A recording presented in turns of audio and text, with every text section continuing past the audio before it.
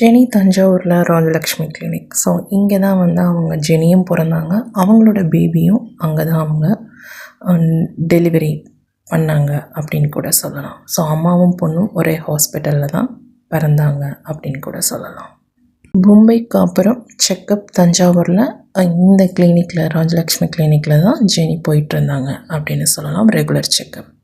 So இப்போ அவங்களுக்கு delivery date வந்துருச்சு.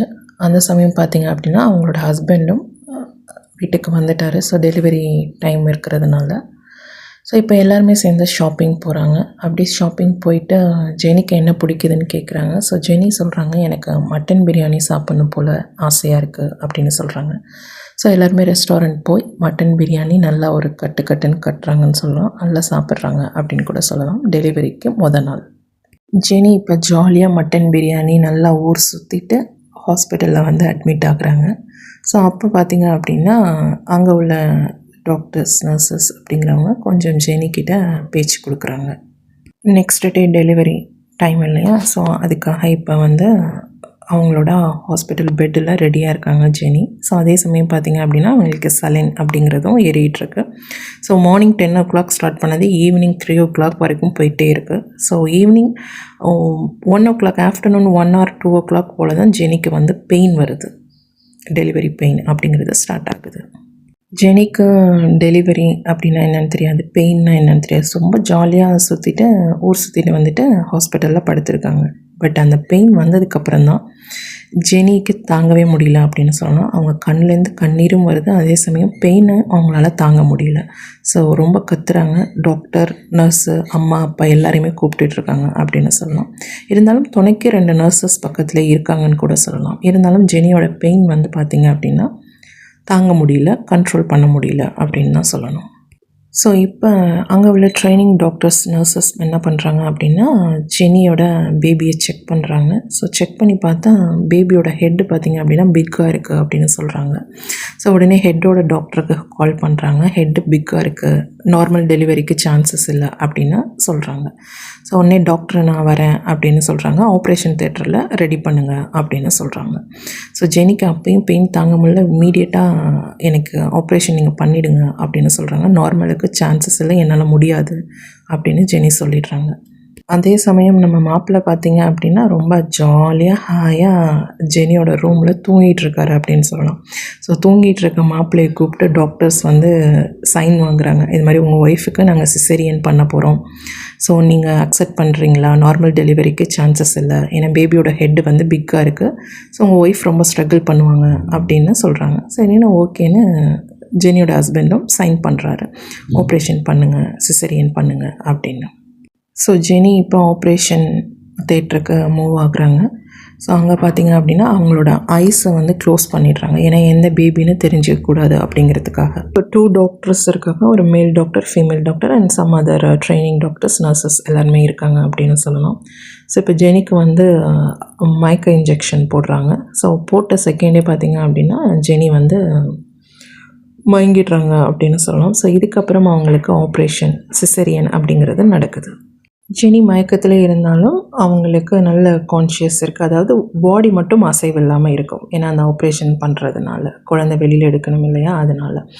ஸோ அப்போ குழந்தை வெளியில் வருது ஒரு 30 minutes லேட்டு. ஸோ ஜெனியோட காதில் மட்டும் கேட்குது குழந்தையோட சவுண்டு. பார்த்திங்க அப்படின்னா ஒரு சிரிப்பும் ஒரு சவுண்டும் கேட்குது, வீச்சுன்னு ஒரு கத்துற சவுண்டு, அழுகை, அதே சமயம் சிரிப்பும் இருக்குது. ஸோ தன்னோட குழந்தை சிரிச்சுக்கிட்டே வர்றதை ஜெனி ரொம்ப ரசிக்கிறாங்க. தன்னோட காதுகளில் அது கேட்குறாங்க அப்படின்னு கூட சொல்லலாம். பட் கண்ணால் பார்க்கல, ஏன்னா அவங்களோட ஐஸ் ஃபுல்லாக க்ளோஸ் ஆகிருக்கு. ப்ளஸ் வந்து அவங்க ஆப்ரேஷன் தேட்டரில் இருக்காங்க இல்லையா, ஸோ பார்க்க முடியல. அதுக்கப்புறம் டாக்டர்ஸ் வந்து ஜெனியோட காதில் மெதுவாக சொல்கிறாங்க, உங்களுக்கு பெண் குழந்தை பிறந்திருக்கு, வாழ்த்துக்கள் அப்படின்னு சொல்கிறாங்க. ஜெனி தன்னோட குழந்தை சத்தத்தை கேட்டதுமே அவங்களுக்குள்ளார ஒரு சந்தோஷம் உள்ளுக்குள்ளார ஹாட்டில் அப்படின்னு சொல்லலாம். அதே சமயம் கடவுளுக்கும் நன்றி சொல்கிறாங்க ஜெனி அந்த இடத்துல அப்படின்னு சொல்லலாம் மனசுக்குள்ளாரையே. ஏன்னா குழந்தை வந்து எந்தவித ஆபத்தும் இல்லாமல் ரொம்ப சேஃபாக அழகாக பிறந்திருக்கு இல்லையா. ஸோ அதனால் ஜெனி வந்து அந்த இடத்துல கடவுளுக்கும் நன்றி சொல்கிறாங்க, டாக்டர்ஸ்க்கும் தேங்க் பண்ணுறாங்க அப்படின்னு சொல்லலாம். ஸோ இந்த குழந்தையோட சத்தத்தை கேட்டு ஜெனியோட சந்தோஷம் அப்படிங்கிறது அந்த இடத்துல அளவிட முடியாதது அப்படின்னு சொல்லலாம். இப்போ பேபியை மாப்பிள்ளை கையில் கொண்டாந்து கொடுக்குறாங்க டாக்டர்ஸு. பட் மாப்பிள்ளை பார்த்திங்க அப்படின்னா கையில் வாங்குறதுக்கே அவருக்கு ஒரு வித பயம் அப்படின்னு சொல்லலாம், ஒரு நடுக்கம். ரொம்ப சின்ன சிசு அதை கையில் தூக்குறதுக்கு அவருக்கு கையெல்லாம் நடுங்குது அப்படின்னு கூட சொல்லலாம்.